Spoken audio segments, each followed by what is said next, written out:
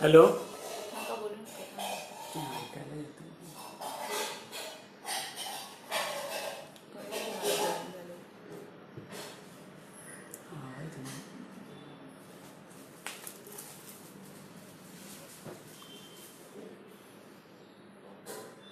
One म्हणजे काय? एक माणूस बघतोय. ओके. हॅलो. ती नमस्कार सर म्हणते, मग मला काही बोलायला हवं. तुम्ही तशीच राहा, जरा ऐकतीत राहा. हॅलो हॅलो नका. 4 जण आले. तो खाऊन दिसतो का? मुरली आला. मुरली आला.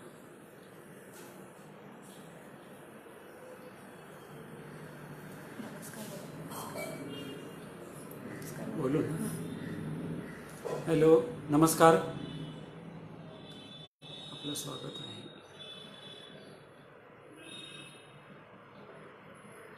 इन्व्हाइट करू?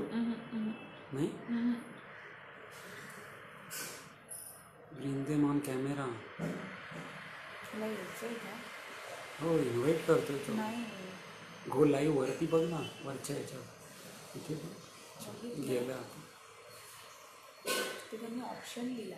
त्याला फोन करून बघ, मला सगळं इझी टोके का आम्हाला इथून काय करायचं तुम्हाला ऍड करू दे. मी कॉल करून बघू. आवाज येत आहे सर. हॅलो.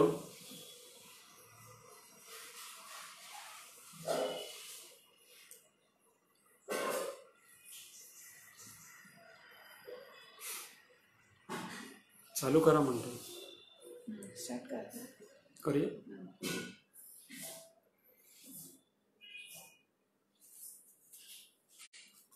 सर चालू करा म्हणते. नमस्कार. कार्यक्रमाला उपस्थित सर्व श्रोत्यांचे सहस्नेह नमस्कार.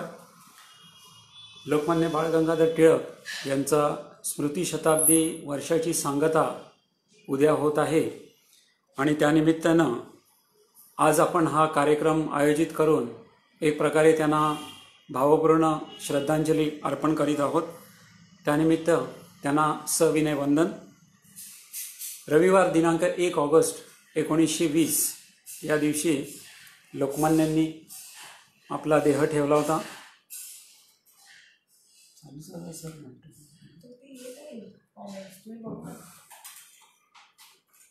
1 ऑगस्ट 1920 या दिवशी लोकमान्य टिळकांनी आपला देह ठेवला होता.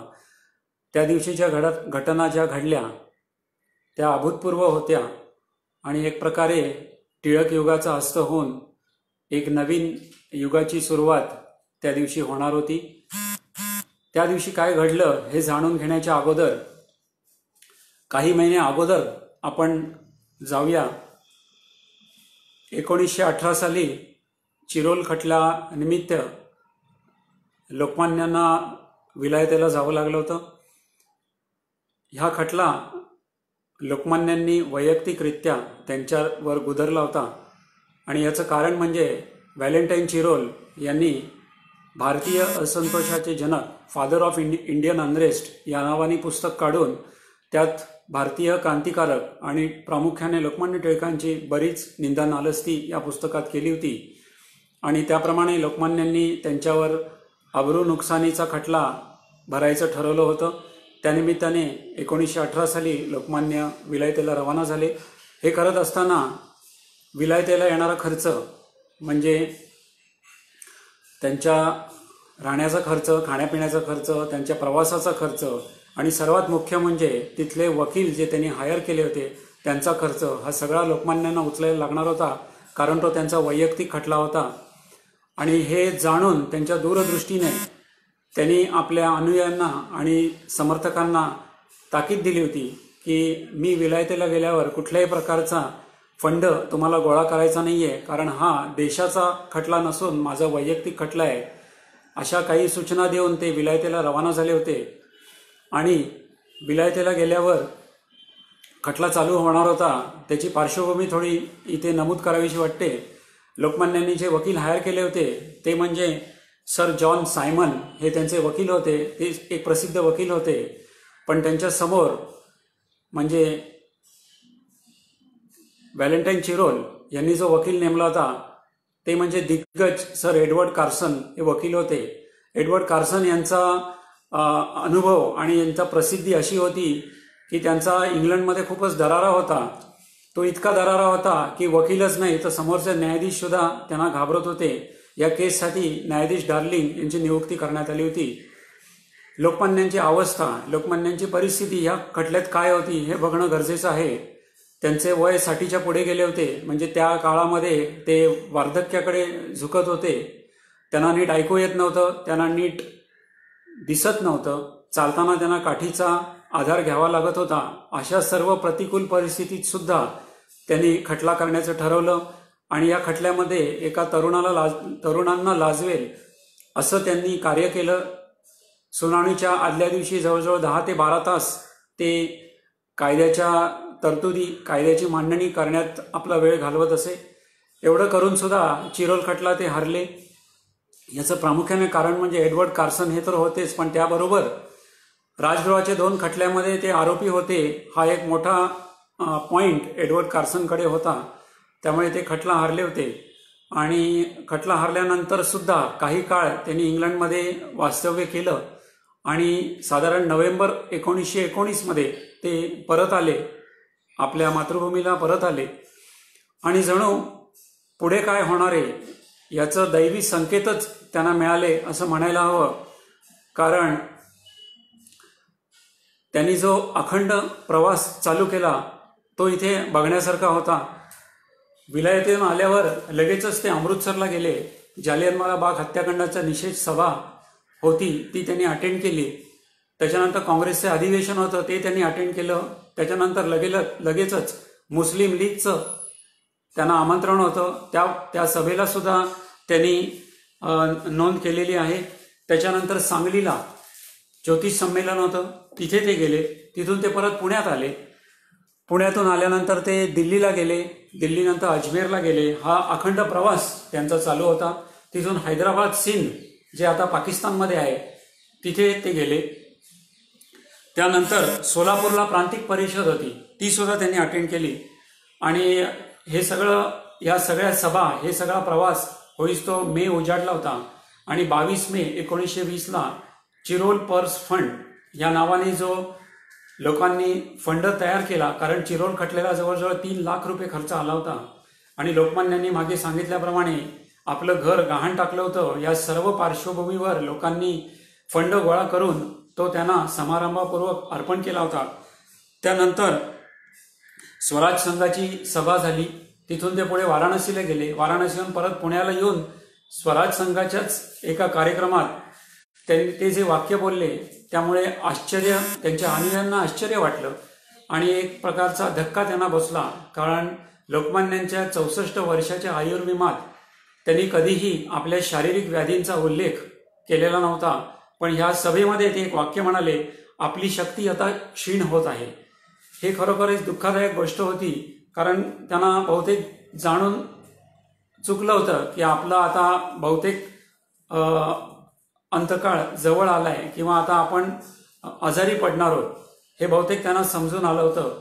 आणि अशा परिस्थितीत दिनांक 12 जुलै 1920ला त्यांनी पुणा सोडलं. त्याच्यासाठी की 14 जुलै 1920ला ताई महाराज खटल्याची सुनावणी होणार होती मुंबई हायकोर्टामध्ये. ताई महाराज प्रकरण आपल्याला थोडंसं पुढे घेता येईल, आता नुसता त्याचा उल्लेख करतो की 14 जुलै 1920ला ताई महाराज खटल्याच्या सुनावणीसाठी 12 जुलैला त्यांनी पुणा सोडलं आणि हा त्यांचा शेवटचा रेल्वे प्रवास होता. मुंबईत आल्यानंतर त्यांनी ताई महाराज खटल्यासाठी त्यांनी आपल्या वकिलांची बरीच सल्लामसलत केली. 14 जुलैला सुनावणी झाली. त्यानंतर त्यांच्या हा जो त्यांनी 12 जुलैला रेल्वे प्रवास केला त्यावेळेला त्यांच्या अंगात कणकण होती. पण पूर्ण आयुष्यभर जसं त्यांनी आपल्या शरीराकडे दुर्लक्ष केलं तसं यावेळेला सुद्धा त्यांनी दुर्लक्ष केलं होतं आणि म्हणूनच ते या खटल्यासाठी इकडे आले. त्यानंतर साधारण 20 जुलै 1920ला दिवाण चमनलाल त्यांचे स्नेही यांनी त्यांना विनंती केली की थोडंसं आपण बाहेर फेरफटका मारून आलो तर तुम्हाला थोडा प्रकृतीला आराम मिळेल, थोडासा चेंज मिळेल. या दृष्टीने उघड्या मोटारीतून ते बाहेर गेले. मोटारीत सुद्धा त्यांनी वैयक्तिक कुठलंही न बोलता अखिल भारतीय कामगार संघटनेचे अध्यक्षपद तुम्ही घ्यावं असं चमनलाल यांनी त्यांना आग्रह केला. तो लोकमान्य टिळकांनी मान्य केला आणि ते पुढे घरी परतले तेव्हा सुद्धा त्यांच्या अंगात ताप होता. इनफॅक्ट बाहेर जाऊन आल्यावर तो ताप त्यांचा वाढला. 21 जुलै 1920ला ताई महाराज प्रकरणाचा शेवटचा निकाल लागला आणि एक मोठं यश लोकमान्यांच्या पदरात देवाने टाकलं असं आपल्याला म्हणायला लागेल. त्यानंतर मात्र त्यांची प्रकृती खालावत गेली. हळूहळू त्यांचा ताप वाढत गेला. तज्ज्ञ डॉक्टरांची फळी सरदारगृहामध्ये तयार होती. त्यांचं निरीक्षण त्यांच्यावर चाललं होतं आणि हळूहळू तापाचं निदान साध्या तापावरनं मलेरिया आणि मलेरियावरनं निमोनिया असं डॉक्टरांनी करण्यात आलं. हे करत असतानाच लोकमान्यांचे इंटरनल अवयव, ज्याला आपण इंटरनल ऑर्गन फेलियर असं म्हणतो, त्याची सुरुवात झाली होती. त्यांची फुफ्फुसं काम करणं बंद व्हायला लागली होती. हृदयाचे ठोके अनियमित व्हायला लागले होते. कधी शुद्ध कधी बेशुद्ध अशा अवस्थेत त्यांचा जीवनाचा प्रवास चालू होता. आणि हे सगळं करत असतानाच 31 जुलैचा दिवस उजाडला. 31 जुलैच्या दिवसांनी आपल्यावर जे एक ऐतिहासिक दडपण त्या दिवसावर येणार होतं ते त्यांनी पुढे 1 ऑगस्टच्या दिवसावर ढकललं आणि 1 ऑगस्ट 1920ला मध्यरात्री किंवा पहाटे 12:40 लोकमान्यांनी आपला देह ठेवला. यानंतर तिथे उपस्थित तज्ज्ञ डॉक्टरांनी बाहेर येऊन लोकमान्य आता ईश्वराधीन झाले आहेत, मनुष्याधीन राहिलेले नाहीयेत, एवढं एकच वाक्य ते बोलले. यावरनं उपस्थित सर्व जनसमुदायाला जे समजायचं होतं ते समजलं. थोड्याच वेळात ही बातमी सगळीकडे पसरली. मुंबईमध्ये जवळजवळ सरदारगृहात लोकांची झुंबड मध्यरात्री चालू झाली. जे नाट्यगृह, सिनेमागृह, ज्यांचे शो चालू होते ते लोकांनी आपणहूनच बंद केले आणि अशा प्रकारे अभूतपूर्व गर्दी सरदारगृह येथे आपल्याला बघायला मिळाली. मोठे मोठे राजकीय नेते, सामाजिक नेते, आध्यात्मिक गुरु हे सगळे हळूहळू यायला लागले. फोन कॉल, तारा यांचा वर्षाव सरदारगृहावर व्हायला लागला. लोकमान्यांचा देह सरदारगृहाच्या खोलीच्या गॅलरीत आणून ठेवण्यात आला, जिथे ज्या लोकांना वर जायला जागा नव्हती ते खाली रस्त्यावरनं त्यांचं दर्शन घेत होते. अशी अभूतपूर्व गर्दी तिथे जमा झाली. या गर्दीकडे पाहता उपस्थित विद्वान मंडळींनी हे जाणलं की स्वराज्यभूमी किंवा सरदारगृह जवळ उपस्थित असलेली स्मशानभूमी ही जागा कमी पडेल, म्हणून त्यांनी पोलीस मुख्यालयाला एक विनंती केली की आजच्या दिवसासाठी गिरगाव चौपाटीची जागा ही अंत्यसंस्कारासाठी वापरायला परवानगी द्यावी. त्याप्रमाणे ब्रिटिश सरकारने परवानगी ती दिली, पण त्यांनी एक खाली अट घातली की तिथे कुठल्याही प्रकारचं स्मारक तुमच्याकडनं होता कामा नये, असं त्यांनी एक अट घातली. ती अट मान्य करण्यात आली आणि जवळजवळ 2 लाखाचा समुदाय त्या अंत्यसंस्कारासाठी उपस्थित होता. संध्याकाळच्या वेळेला तिथे अंत्यसंस्कार झाले. एवढं होऊन सुद्धा 1930 साली म्हणजे लोकमान्याने देह ठेवल्यानंतर 10 वर्षांनी तिथे स्मारक झालं.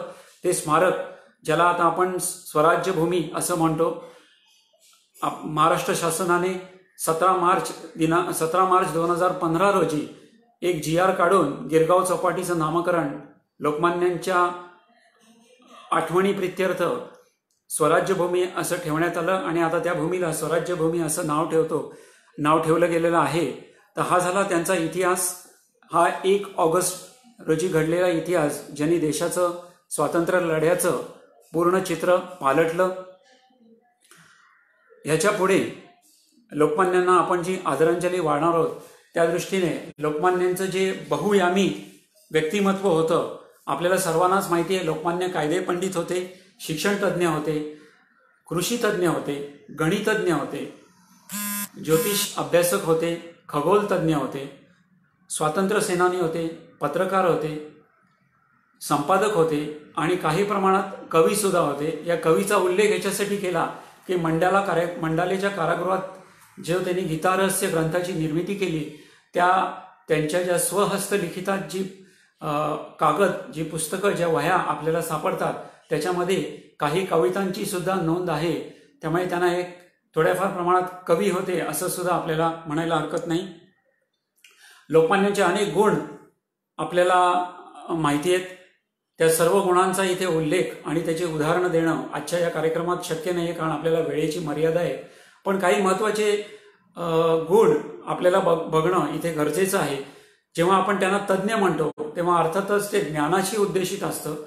या ज्ञानाचा त्यांना वडिलोपार्जित ज्ञान संपादन करण्याची, आकलन करण्याची एक वडिलोपार्जित परंपरा त्यांना लाभली होती. त्यांचे वडील गंगाधर टिळक हे स्वतः संस्कृत तज्ज्ञ आणि गणितज्ञ होते. त्यामुळे ही उपजतच त्यांना एक बॅकग्राऊंड वडिलांकडनं लाभली होती. त्याचबरोबर प्रचंड अशी स्मरणशक्ती लोकमान्य लाभलेली होती. त्याचबरोबर नवीन ज्ञान आणि नवीन क्षेत्राचा अभ्यास करण्याची जिज्ञासा ही त्यांच्यात होती. हे करत असताना अल्बर्ट आइन्स्टाईन यांचं एक उदाहरण इथे द्यावंसं वाटतं. आइन्स्टाईन नेहमी म्हणायचे की you do not have to be smart or intelligent, you have to be inquisitive. तुम्हाला हुशार किंवा तज्ज्ञ असणं गरजेचं नसतं, तुम्हाला उत्सुकता असली पाहिजे. आणि हे जे आता क्षेत्र आपण जे लोकमान्य टिळकांची बघितली, या सगळ्या क्षेत्रामध्ये उत्सुकता त्यांनी दाखवली आणि त्यामुळेच ते तज्ज्ञ झाले. हा झाला त्यांचा तज्ज्ञ गुणांचा भाग. पण काही मानवी गुण जे त्यांच्यामध्ये इनबिल्ट होते त्याचा सुद्धा इथे विचार करणं, त्याचा उल्लेख करणं गरजेचं आहे. आणि त्यातलेच काही गुण आपण आपल्यासमोर मांडण्याची एक विनंती करतो. सर्वात पहिला गुण म्हणजे त्यांचा परोपकार गुण. आपण जेव्हा परोपकार म्हणतो तेव्हा आपण बऱ्याच वेळा आपले मित्र, आपले नातेवाईक, आपले शेजारपाजार आणि आपल्या जवळच्यांशी आपण परोपकाराने वागतो. त्यांना गरज पडेल तेव्हा मदत करतो, त्यांच्या संकटकाळी त्यांना मदत करतो. पण एक सामान्य माणूस या गोष्टीवर थांबतो आणि एक असामान्य माणूस, लोकमान्य टिळक आणि सारखे इतर जे असामान्य व्यक्ती आहेत ते ह्या बॉर्डरच्या, ह्या बाउंड्रीच्या पुढे जातात. आणि ज्या लोकांनी आपल्याला त्रास दिलाय, ज्या लोकांनी आपल्यावर टीका केली आहे, ह्या लोकांना सुद्धा संकटकाळी ते लोक मदत करतात. आणि लोकमान्यांच्या बाबतीत सुद्धा अशी काही उदाहरणं आपल्याला बघायला मिळतात. त्या उदाहरणांचाच आज इथे थोडासा उल्लेख करतो. सर्वात पहिला उल्लेख म्हणजे आपल्याला त्यांच्या 1908 साली जो राजद्रोहाचा दुसरा खटला झाला, त्या खटल्यामध्ये जे वकील होते त्यांचा इथे उल्लेख करायला लागेल. E.R. ब्रॉस्नन हे त्यांचे वकील होते, सरकारी वकील होते. ते टिळकांच्या विरुद्ध त्यांनी खटला लढला, यशस्वीपणे लढला. न्यायाधीशांनी त्यांना शिक्षा दिली आणि 6 वर्षाची काळ्या पाण्याची शिक्षा लोकमान्यांना झाली. E.R. ब्रॉस्नननी केलेल्या या युक्तिवादामुळे मुंबईतले जे वकील होते त्यांनी त्यांच्यावर बहिष्कार टाकला. या बहिष्कारामुळे ब्रॉस्ननना नवीन कामं मिळेनाशी झाली. आणि ह्या हालाकीच्या परिस्थितीतच 1912 साली म्हणजे खटला लढण्यानंतर 4 वर्षानंतर त्यांच्यावर मृत्यूनी झेप घेतली, त्यांचं निधन झालं. आणि त्यांचं निधन झाल्यावर ब्रॉस्नन यांच्या कुटुंबीय म्हणजे सौ मिसेस ब्रॉन्सनन आणि त्यांच्या मुलगी यांच्यावर खूप हालाकीची परिस्थिती आली. त्यांना जसे आपण हल्लीच्या काळात म्हणतो खाण्यापिण्याचे वांदे झाले, तशी त्यांची अवस्था झाली. आणि काय करावं या विवंचनेत असतानाच मिसेस ब्रॉस्नन यांना लोकमान्य टिळकांची आठवण झाली. लोकमान्य टिळकांविरुद्ध ब्रॉस्नन यांनी जरी खटला लढवलेला असला तरी लोकमान्यांचं कायद्याचं ज्ञान आणि त्यांची साधी राहणी आणि त्यांच्या इतर चांगल्या गोष्टी या ब्रॉस्ननना माहिती असल्यामुळे ब्रॉस्नन आणि टिळक यांचे कोर्टाच्या बाहेर एक सहृदयाचे संबंध होते. हे संबंध विचारात घेऊन मिसेस ब्रॉन्सनन यांनी 1914 साली जेव्हा लोकमान्य शिक्षा भोगून परत बाहेर आले तेव्हा त्यांच्याकडे एक पत्रव्यवहार केला की माझी अशी अशी परिस्थिती आहे, तर तुम्ही मला ह्याच्यामध्ये काही मदत करू शकता का. हे पत्र वाचून लोकमान्यांना वाईट वाटलं आणि त्या काळामध्ये 500 पाऊंडची मदत लोकमान्यांनी मिसेस ब्रॉन्सनन यांना पाठवली. या उदाहरणावरून आपल्याला हे बघता येईल की आपल्या विरुद्धच लढणाऱ्या लोकांसाठी सुद्धा हे महान विभूती, लोकमान्यांसारखे महान विभूती त्यांना संकट काळामध्ये सुद्धा मदत करतात. आणखीन एक लोकमान्यांचं उदाहरण म्हणजे आर्यभूषण हा जो छापखाना होता त्याच्यामध्ये केसरी आणि मराठा हे वृत्तपत्र छापले जायचे. लोकमान्यांना जेव्हा पहिला राजद्रोहाचा खटला करण्यात आला तेव्हा ह्या छापखान्याचे जे मुख्य होते हरिपंत गोखले यांना एक दहशत बसली की कदाचित मी केसरी आणि मराठा छापून द्यायला लागलो किंवा कंटिन्यू करायला लागलो तर ब्रिटिश सरकार माझा छापखाना बंद पडतील या भीतीपोटी त्यांनी लोकमान्य टिळकांना हे सांगितलं की ह्याच्यापुढे केसरी मराठा हा वृत्तपत्र माझ्याकडे तुम्ही छापू शकणार नाही, तुम्हाला दुसरी सोय बघायला लागेल.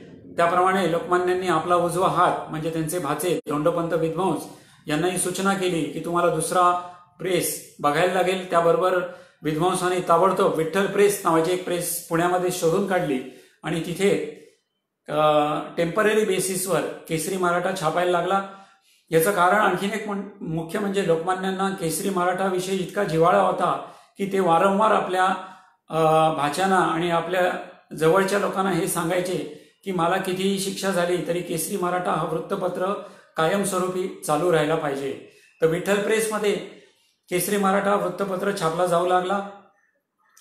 पुढे लोकमान्यांना शिक्षा झाली, लोकमान्य शिक्षेतून बाहेर आले आणि एक दिवस असा प्रसंग आला की केसरी मराठा ज्या छापखान्यात छापू लागला, आर्यभूषण छापखाना, त्या छापखान्यामध्ये ज्ञानप्रकाश नावाचा आणखीन एक अंक, आणखीन एक वृत्तपत्र छापला जात होता जो वारंवार वेळ मिळेल तसं टिळकांवर टीका करायचा. तर ह्या वृत्तपत्रामध्ये ज्ञानप्रकाशमध्ये अशी एक प्रसंग आला की त्यांना अग्रलेख लिहायला कोणी मिळत नव्हता आणि वृत्तपत्र छापणं तर गरजेचं होतं. म्हणून हरिपंत गोखल्यांना एक शेवटचा पर्याय म्हणून त्यांनी टिळकांकडे ते अप्रोच झाले आणि टिळकांकडे अप्रोच झाले तेव्हा टिळकांच्या समोर उभे राहिले.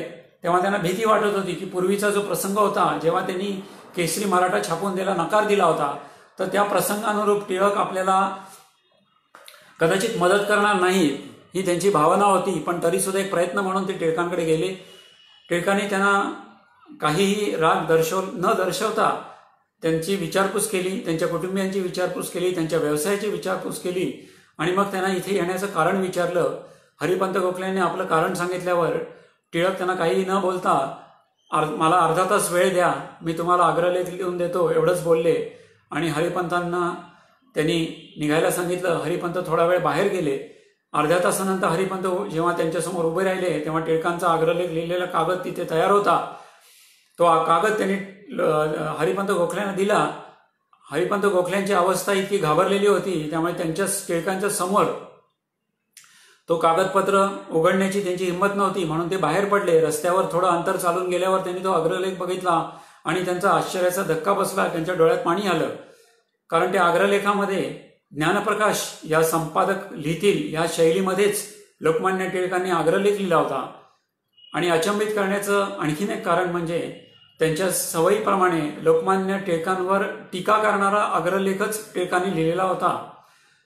त्यामुळे एका संपादकाने दुसऱ्या वृत्तपत्रामध्ये त्याच संपादकाच्या शैलीने आपल्यावरच टीका करणारा लेख किंवा अग्रलेख लिहावा ही बहुधा इतिहासामध्ये पहिली आणि शेवटची वेळ असावी असं म्हटलं जातं. हा एक वर्ल्ड रेकॉर्ड लोकमान्यांच्या नावावर तिथे आपल्याला नोंदवावं लागेल. तर ह्या दोन उदाहरणावरनं आपल्याला दिसून येतं की आपल्यावर टीका करणारे, आपल्यावर संकट ओढवणारे या लोकांवर सुद्धा जर संकट ओढवलं तर आपण त्यांना त्यांच्या संकट काळामध्ये मदत कशी केली पाहिजे हे लोकमान्यांनी ह्या दोन उदाहरणावरनं आपल्याला दाखवून दिलं. याचं कारण एकच की वैचारिक मतभेद किती असले तरी वैयक्तिक मतभेद, व्यावहारिक गोष्टीमध्ये लागणारी मदत ही आपल्याला केलीच पाहिजे. असंच टिळक आणि आगरकरांच्या बाबतीत सुद्धा आपल्याला म्हणता येईल. टिळक आणि आगरकरांचे सुद्धा वैयक्तिक मतभेद असले तरी आगरकरांच्या आजारपणामध्ये आपलं वैयक्तिक विचारांचे मतभेद विसरून टिळक आगरकरांना भेटायला गेलेले होते हे आपल्याला दिसून येतं. तसेच परोपकार वृत्ती टिळकांनी आपल्या स्नेही, आपल्या काय म्हणतात मित्रपरिवारावर सुद्धा बऱ्याच वेळा केलेली आहे. तसंच समाजावर सुद्धा त्यांनी एक परोपकार वृत्तीने कार्य केलेले आहे. स्वातंत्र्य लढ्यामध्ये जसं त्यांनी भाग घेतला तसे इतर अनेक प्रकरणं म्हणा किंवा इतर अनेक प्रसंग हे देशामध्ये चालू होते. त्यातलं एक मोठं प्रकरण म्हणजे 1896 साली पुण्यामध्ये आणि महाराष्ट्रावर आलेला दुष्काळ. या दुष्काळामध्ये शेतकऱ्यांची अवस्था बघून लोकमान्य हवालदिल झाले आणि त्यांनी फेमिन कोडचा अभ्यास केला. इंग्रज सरकारने फेमिन कोडची स्थापना केली होती पण गोरगरीब अशिक्षित शेतकऱ्यांना फेमिन कोडची माहिती नव्हती. ती माहिती त्यांना करून देण्यासाठी लोकमान्यांनी पहिला फेमिन कोडचा अभ्यास केला, त्याचं मराठीमध्ये भाषांतर केलं. ते भाषांतर त्यांनी स्वखर्चाने एक पुस्तक रूपात तयार केलं. आपल्या अनुयायांच्या तर्फे संपूर्ण महाराष्ट्रात खेडोपाड्यात गावोगावी हे पुस्तक त्यांनी पोचवलं. हे पुस्तक शेतकऱ्यांना वाचून दाखवलं. आणि यातला सर्वात महत्वाचा मुद्दा म्हणजे सारा, जो आपण टॅक्स म्हणतो, ज्याला आपण हल्लीच्या भाषेत टॅक्स म्हणतो, पूर्वी त्याला सारा म्हणायचे. तर हा सारा याविषयी फेमिन कोडमध्ये इंग्रजांनी काय लिहिलंय, तर कर्ज काढून सारा भरू नका, कर्ज काढून तुम्ही तुमचा जो टॅक्स आहे तो भरू नका, याची स्पष्ट उल्लेख त्याच्यात केला होता. हे माहिती नसल्यामुळे कित्येक शेतकरी टॅक्स काढून आपला टॅक्स भरत होते ब्रिटिश सरकारकडे आणि त्यांचं उत्पन्न हे सर्व टॅक्समध्ये जात होतं. तर ही मदत एक शेतकऱ्यांना लोकमान्यांनी केली होती. यासाठी लोकमान्यांना स्वतः गावोगावी खेडोपाड्यात, अगदी ज्याला आपण इंटिरियर खेडं म्हणतो, तिथपर्यंत त्यांना पोचावं लागलं. संपूर्ण देश, संपूर्ण प्रदेश त्यांनी याच्यासाठी खर्चिला. हे एक उदाहरण होतं. त्याचबरोबर 98-96 साठी प्लेग थोडा मागे, दुष्काळ मागे पडल्यावर प्लेगचं उदाहरण आहे. या प्लेग आल्यानंतर आपल्याला माहिती आहे प्लेगचा प्रादुर्भाव महाराष्ट्रामध्ये खूप पसरला. काही काही शहरामध्ये अर्ध शहर प्लेगमुळे भस्मसात झालं. बरेच लोक मृत्यू पडले. याच्यासाठी लोकमान्यांनी प्लेग हिंदू हॉस्पिटलची स्थापना केली. त्यांनी कित्येक रुग्णांना स्वहस्ते वैयक्तिक शारीरिक मदत करून हॉस्पिटलमध्ये पोहोचवलं. त्याचबरोबर प्लेगच्या रुग्णांना भेटायला येणारे नातेवाईक, त्यांचे घरच्यांसाठी सुद्धा त्यांनी एक काय म्हणतात त्याला, एक छोटंसं वास्तू तिथे स्थापन केली. त्यांच्या खानावळीची व्यवस्था केली, त्यांची राहण्याची व्यवस्था केली. तिथे बरीच खाण्यापिण्याची व्यवस्था केली. म्हणजे रुग्णांसाठी व्यवस्था करता करता त्यांनी त्यांच्या नातेवाईकांसाठी, त्यांची भेटणाऱ्या येणाऱ्यांच्या मित्रमंडळींसाठी यांची सुद्धा बरीच सोय त्यांनी केलेली आहे. सर्व समाजातील लोकांसाठी इथे त्यांनी सोय केली. ही परोपकाराची उदाहरणं आपल्याला बरीच दिसतात. त्याचबरोबर आणखीन एक मगाशी ज्याचा आपण उल्लेख केला, ताई महाराज प्रकरण, यात सुद्धा परोपकार वृत्तीने त्यांनी मदत केली. ताई महाराजांचे पती बाबा महाराज हे टिळकांचे स्नेही होते. त्यांची भरपूर इस्टेट होती आणि या इस्टेटीचा सांभाळ कसा करावा या विवंचनेत असताना त्यांनी लोकमान्य टिळकांना एक गळ घातली की माझ्या पश्चात तुम्ही एक ट्रस्टी म्हणून माझ्या मालमत्तेची देखरेख करावी, अशी त्यांनी गळ घातली. पुढे बाबा महाराज आजारी पडले. या आजारपणातनं आपण उठणार नाही, त्यामुळे त्यांनी पुन्हा एकदा लोकमान्यांना विनंती केली. लोकमान्य टिळकांनी त्यांना सांगून बघितलं की माझे अनंत व्याप असताना मला हे जमेल की नाही, शक्य नाही. पण बाबा महाराजांनी त्यांना खूप गळ घातल्यामुळे शेवटी लोकमान्य ट्रस्टी म्हणून ताई महाराज किंवा बाबा महाराज यांच्या मालमत्तेवर एक ट्रस्टी, इतर ट्रस्ट्यांप्रमाणे 4 ट्रस्टी होते, त्यातले एक ट्रस्टी लोकमान्य टिळक होते, असे ते नियुक्त झाले. आणि मग ट्रस्टी म्हणून तो कारभार त्यांनी आपल्या हाताखाली घेतला. कारभारामध्ये बरेच वायफळ खर्च होत होता, तो त्यांनी कमी केला. काटकसरीने राहायला त्यांनी भाग पाडलं. अनावश्यक खर्च त्यांनी बंद पाडला. हे करत असताना ताई महाराज यांचा टिळकांविरुद्ध एक चुकीचा ग्रह त्यांच्या मनामध्ये निर्माण झाला की टिळक ह्या मालमत्तेमध्ये लुडबुड करतायत, कदाचित त्यांना ह्या मालमत्तेचा अधिकार असावा, असं त्यांचा एक चुकीचा निग्रह त्यांच्या मनामध्ये झाला. आणि ताई महाराज टिळकांविरुद्ध गेल्या. त्यांनी पुण्याचे जिल्हाधिकारी ऑस्टिन यांची मदत घेतली आणि टिळकांवर दावा केला. त्याआधी लोकमान्य टिळकांनी बाबा महाराज गेल्यानंतर ताई महाराजांना एक वारस मिळावा म्हणून दत्तकविधी केला होता आणि एक औरंगाबाद येथील जगन्नाथ महाराज यांची नियुक्ती करण्यात आली. ही अर्थातच नियुक्ती सर्व ट्रस्टी आणि ताई महाराजांच्या परवानगीनेच करण्यात आलेली होती. ताई महाराजांना सुद्धा हे पसंत नव्हतं, त्यामुळे त्यांनी ऑस्टिन यांच्या मदतीने लोकमान्य टिळकांवर फौजदारी खटला दाखल केला की एक जगन्नाथ महाराजांचा दत्तकविधी आहे तो एक जबरदस्तीने केलेला दत्तकविधी होता, असा त्यांनी तो खटला दाखल केला, फौजदारी खटला. एकूण 56 गुन्हे लोकमान्यांवर तिथे दाखल करण्यात आले होते. 1901 ते 1904 असं साधारण 3-3.5 वर्ष हा फौजदारी खटला चालला. लोकमान्य त्यातून सुखरूपपणे बाहेर पडले आणि 1904 ते साधारण 1920 असा एवढा मोठा दिवाणी खटला पुन्हा ताई महाराज प्रकरणामध्ये लोकमान्यांवर चालू होता. त्यासाठी लोकमान्यांची बरीच आर्थिक शारीरिक वेळ हा लोकमान्यांना खर्ची करावा लागला. यासाठी लोकमान्यांचे बरेच श्रम त्यांना खर्च करावे लागले. अर्थात हे करत असताना त्यांचं स्वातंत्र्य लढ्याकडे आणि इतर चळवळीकडे लक्ष होतंच, पण हे करत असताना लोकमान्यांनी बरेच कष्ट उपसले आणि शेवटी मगाशी उल्लेख केल्याप्रमाणे 21 जुलै 1920ला लोकमान्यांच्या बाजूने हा निकाल लागला.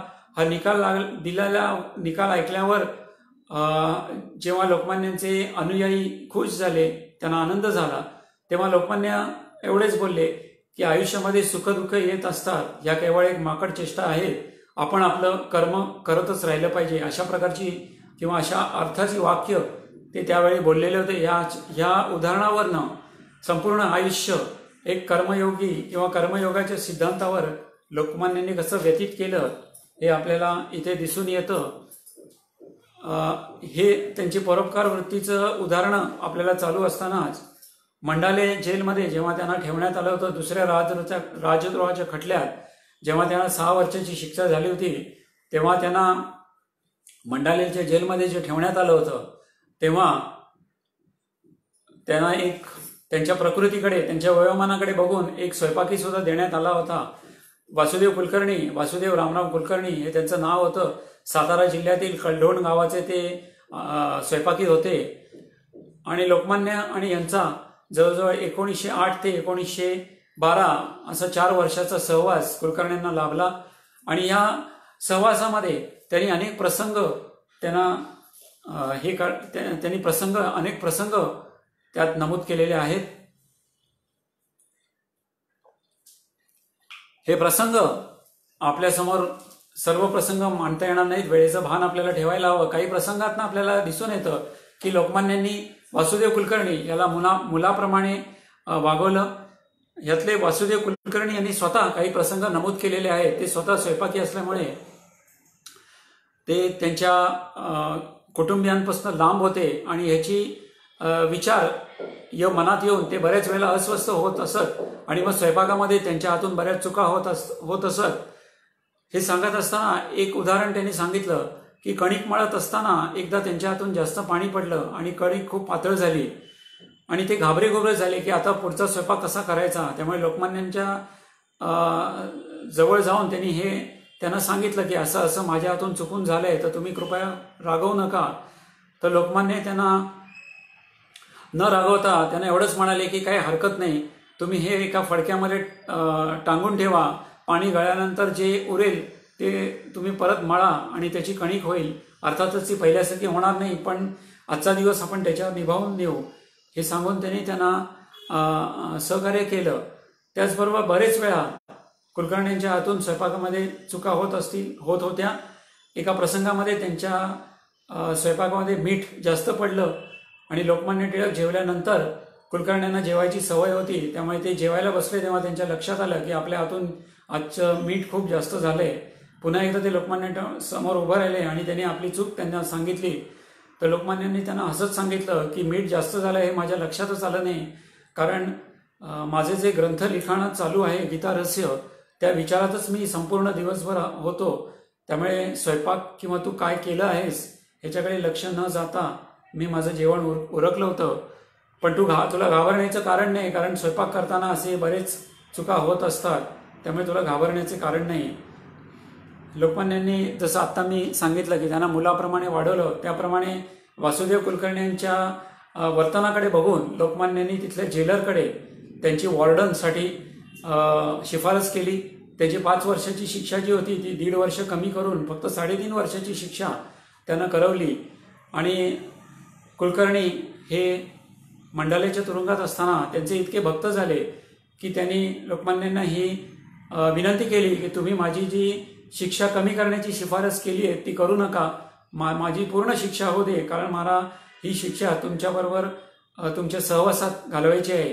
त्यामुळे एका कैद्याला मिळणारी सूट त्यांनी नाकारणे ही सुद्धा एक बहुतेक एक पहिली आणि शेवटचीच घटना आपल्याला म्हणायला लागेल. कुलकर्णी यांचं आणखीन एक उदाहरण इथे सांगावंसं वाटतं की लोकमान्य जेव्हा त्यांची शिक्षा संपत आली तेव्हा ते अस्वस्थ झाले, कारण लोकमान्यांचा सहवास त्यांना आता मिळणार नव्हता. आणि ते म्हणाले की कारागृहातून सुटून गेल्यावर पहिलं मी तुमच्या कुटुंबियांना भेटून तुमच्या प्रकृतीची आणि तुमच्या ख्यालीकुशलीची वार्ता त्यांना सांगणार आहे, पण मी तुमच्या घरी गेल्यावर मी तुम्हाला भेटलोय हे खरं आहे हे ते कसं ओळखतील. म्हणून लोकमान्य त्यांचा नुकताच पडलेला दात त्यांच्याकडे दिला आणि त्यांना एवढंच सांगितलं की हा दात तुम्ही माझे भाचे धोंडोपंत विद्वांस यांना दाखवा, ते लगेच ओळखतील आणि तुमची खात्री पटेल. असे कुलकर्ण्यांचे बरेच प्रसंग इथे आपल्याला नमूद करावेसे वाटतील. लोकमान्यांच्या या मंडेलाच्या कारागृहात त्यांची बरीच जसं मनुष्यांबरोबर त्यांचे चांगले संबंध राहिले. जेलर होता, वासुदेव कुलकर्णी होता, काही निवडक कैदी जे त्यांच्या सहवासात आले त्यांच्याशी सुद्धा बरेच चांगलं वर्तन इथे आपल्याला लोकमान्यांचं बघायला येतं. ह्याच्यावरनं हेच दिसतं की इंग्रजांसमोर लोकमान्यांची जी जहाल प्रतिमा होती तीच प्रतिमा किंवा आपल्या लोकांशी वागताना त्यांची प्रतिमा, त्यांचा स्वभाव, त्यांचा दृष्टिकोन कसा होता हे आपल्याला त्यांच्या या परोपकार वृत्ती दर्शनावऱ्या काही उदाहरणावरनं दिसून येतं. परोपकार करण्याची आणखीनही बरीच उदाहरणं आहेत. त्यांच्या व्यक्तिमत्वाकडे बघून बरेच लोक त्यांना आपल्या पुस्तकांच्या प्रस्तावना लिहिण्यासाठी सांगत. ते प्रस्तावना सुद्धा लोकमान्य न कुचरता किंवा न नाराज होता ताबडतोब लिहून देत असत. लोकमान्यांच्या सहवासात आलेले किंवा लोकमान्यांसाठी किंवा लोकमान्य करत असलेल्या कार्यासाठी त्यांचे बरेच अनुयायांनी आपल्या संसाराकडे दुर्लक्ष करून संपूर्ण जीवन त्यांच्यासाठी वाहिलं. त्या लोकांच्या पश्चात लोकमान्यांनी त्यांची आणि त्यांच्या कुटुंबियाची काळजी घेतलेली बरीच उदाहरणं आपल्याला इथे बघायला मिळतात. मागे ताई महाराज प्रकरणाचा उल्लेख केला. ते जगन्नाथ महाराज जो दत्तक पुत्र होता बाबा महाराजांचा, या जगन्नाथ महाराजांना लोकमान्य शेवटपर्यंत आपल्या पुत्राप्रमाणे त्यांचा सांभाळ केला. त्याचं शिक्षण, त्याचं आरोग्य, त्यांची आर्थिक स्थिती याची वेळोवेळी त्यांची चौकशी केली. मंडालेच्या कारागृहातून पत्रव्यवहार करताना आपल्या मुलांबरोबर जगन्नाथ महाराजांची सुद्धा ते चौकशी करत असत. त्याचबरोबर लोकमान्यांचे जे अनुयायी होते त्यांच्या मुलांची सुद्धा ते मार्गदर्शन करत, त्यांचं सहकार्य करत किंवा त्यांची देखभालीची जबाबदारी ते आपल्यावर घेत असत. आणखीन एक उदाहरण जे बऱ्याच पुस्तकांमध्ये प्रसिद्ध आहे ते म्हणजे बापट कमिशन. लोकमान्यांचे महाविद्यालयीन जीवनामध्ये असलेले स्नेही किंवा मित्र किंवा हल्लीच्या भाषेत दोस्त आपण ज्याला म्हणतो ते म्हणजे वासुदेव बापट. हे बापट त्यांचे अनुयायी होते, खूप हुशार होते, पण त्यांच्या हालाकीच्या परिस्थितीमुळे त्यांना शिक्षण अर्धवट सोडून बडोद्याला कारकुनाची नोकरी स्वीकारावी लागली. बडोद्याला गेल्यावर अर्थातच ते हुशार होते, प्रामाणिक होते आणि त्यांच्या प्रामाणिकपणामुळेच बडोद्याच्या काही लोकांनी त्यांच्यावर लाचलुचपतीचा आरोप त्यांच्यावर ठेवला. अर्थातच बापट प्रामाणिक असल्यामुळे त्यांनी आपल्या परीने खूप आपण खरं असल्याचं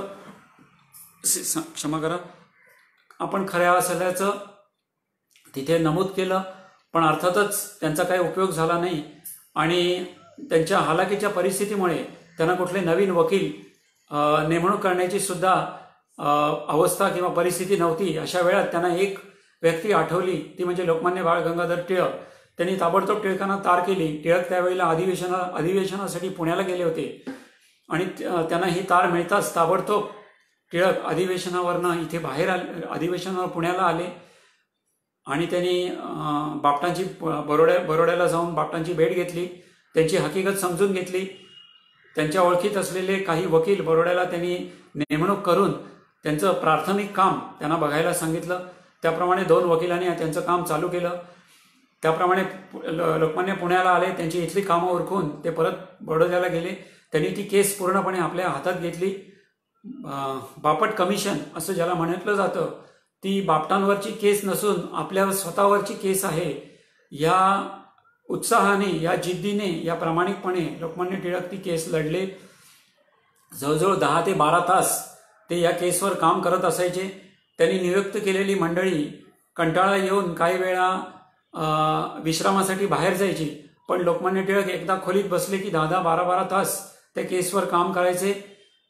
बऱ्याच वेळा त्यांना कायद्याच्या या कामाबरोबर कारकुनाचं म्हणजे लिखाणाचं काम सुद्धा करावं लागायचं, पण त्याची पर्वा न करता सुद्धा त्यांनी ते काम केलेलं आहे. जवळजवळ वर्षभर हा युक्तिवाद तिथे चालू होता. हा युक्तिवाद संपला तेव्हा अर्थातच बापट निर्दोष असल्याचा निर्वाळा न्यायाधीशांनी दिला, पण बडोद्याचे श्रीमंत सयाजीराव गायकवाड हे त्यावेळेला विलायतेला होते. काही दिवसातच ते विलायतेहून परत आले. त्यांनी सगळा युक्तिवाद ऐकला आणि एक स्वतंत्र 2 न्यायाधीशांची समिती त्यांनी इथे नेमणूक केली. त्या नेमणूक केलेल्या न्यायाधीशांनी सुद्धा बापट निर्दोष आहे असा निर्वाळा दिला आणि श्रीमंत सयाजीराव गायकवाडांनी सुद्धा बापट निर्दोष आहे असाच निर्वाळा देऊन त्यांची त्यातून सुटका केली. अर्थात हे करत असताना सयाजीराव गायकवाडांनी बापटांना 125 रुपयाच्या पेन्शनवर आजन्म त्यांना ठेवलं. इथे हे बापट कमिशन संपतं, पण पुन्हा एकदा लोकमान्यांच्या परोपकार वृत्तीचं इथे आपल्याला दर्शन दिसतं. असे अनेक परोपकार करायचे प्रसंग आपल्याला दिसतात. वेळेचं भान ठेवून हा परोपकार वृत्तीचा विषय इथे संपवून पुढच्या विषयाकडे जातो. की लोकमान्य टिळक हे एकमान्य असे त्या काळातले स्वातंत्र्य सेनानी होते, ज्यांनी क्रांतिकारक लोकांना उघडपणे मदत केली. त्यातले सर्वात पहिले म्हणजे दामोदर चाफेकर आणि त्यांचे बंधू यांनी त्यांना क्रांतिकारक चळवळीसाठी उघडपणे मदत केली होती. त्याच्या आधी त्यांनी वासुदेव बळवंत फडके हे क्रांतिकारक लढा करण्यासाठी जे शस्त्र चालवण्याचे प्रॅक्टिस करत होते त्या ह्याच्यात सुद्धा लोकमान्य भाग घेतला होता, पण त्यांची रणनीती त्यांना न आवडल्यामुळे काही काळातच तिथून त्यांनी अंतर घेतलं. त्याचबरोबर अनेक लोकांना, क्रांतिकारक लोकांना त्यांनी मदत केलेली आपल्याला उदाहरणं पाहायला मिळतात. स्वातंत्र्यवीर विनायक दामोदर परांजपे, विनायक दामोदर सावरकर माफ करा, हे यांना बॅरिस्टरसाठी जेव्हा विलायतेला जायचं होतं त्यांच्या शिष्यवृत्तीसाठी सुद्धा त्यांनी श्यामजी कृष्ण वर्मा यांच्याकडे शिफारस केली होती. त्याचबरोबर लष्करातले कॅप्टन जाधव यांना पुन्हा एकदा लष्करी प्रशिक्षणासाठी स्वित्झर्लंडला जायचं असताना त्यांची सुद्धा शिफारस श्यामजी कृष्ण वर्माकडे यांच्याकडे केली होती.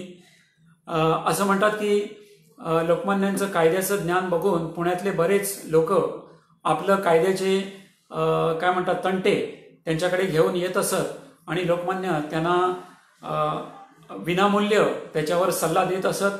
काही प्रसंगी त्यांना स्वतःचे स्वहस्ते अर्ज सुद्धा लिहून देत असत. हे सगळे प्रसंग डोळ्यासमोर ठेवून लोकमान्यांचे जे अनुयायी होते, जे लोकमान्यांचे जवळचे होते, त्यांनी असं अनुमान लावला की त्या काळात लोकमान्यांनी जो कायद्याचे मार्गदर्शन केले त्याचा जर आर्थिक मूल्य आपण काढलं तर त्या काळामध्ये कित्येक लाखामध्ये ते मूल्य जाईल. हल्लीच्या भाषेत बोलायचं तर कित्येक कोटीमध्ये ते मूल्य जाईल असं त्यांना दिसून येतं. याच्यानंतर या परोपकार वृत्ती किंवा हे क्रांतिकारक मदत करण्याच्या विषयाबरोबर आणखीन एक महत्वाचा मुद्दा लोकमान्यांच्या बाबतीत होता, म्हणजे ते स्थितप्रज्ञ होते. कठीण प्रसंगात स्थितप्रज्ञ कसे राहिले याची उदाहरणं वेळेच्या मर्यादेकडे लक्ष देऊन पुन्हा एकदा काही थोडक्यात सांगतो. लोकमान्यांना ज्या 3 राजद्रोहाचे खटले झाले, या खटल्यामध्ये त्यांना 3 वेळा जी अटक करण्यात आली, किंवा 2 वेळा अटक करण्यात आली, 3ऱ्या वेळा त्यांना नोटीस पाठवण्यात आली. तर ही अटक करतानाच्या वेळेला लोकमान्यांची मनस्थिती स्थितप्रज्ञासारखी कशी होती हे उदाहरण आज इथे सांगणं महत्वाचं आहे.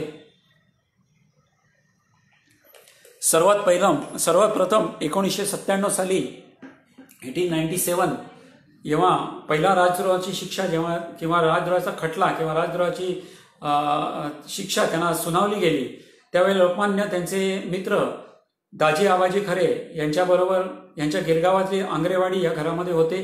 तिथे त्यांना अटक करण्याचा वॉरंट जारी करण्यात आला. हे करत असताना साधारण रात्री 9:30 वाजले होते. लोकमान्यांची ओळख पटावी म्हणून मुंबई पोलिसांबरोबर पुणे पोलिसांचे काही पोलीस अधिकारी सुद्धा देण्यात आले होते. रात्रीची वेळ असल्यामुळे लोकमान्यांनी आपले स्नेही खरे, दाजीसाहेब खरे यांना विनंती केली की तुम्ही जामिनाचं काही तडजोड होती का ते बघा. एवढं बोलून पोलीस अधिकाऱ्यांनी लोकमान्यांना पोलीस मुख्यालयात जे क्रॉफर्ड मार्केटमध्ये मुंबई येथे आहे तिथे त्यांना एका खोलीमध्ये नेण्यात आलं.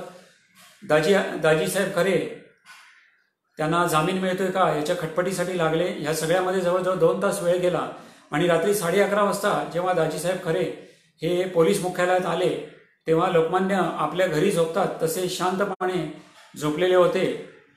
पण घडामोडी काय घडल्या हे लोकमान्यांना सांगावं म्हणून दाजीसाहेब खरे यांनी त्यांना हात लावून उठवलं आणि जामीन मिळत नसल्याचे सांगून त्यांनी दिलगिरी व्यक्त केली.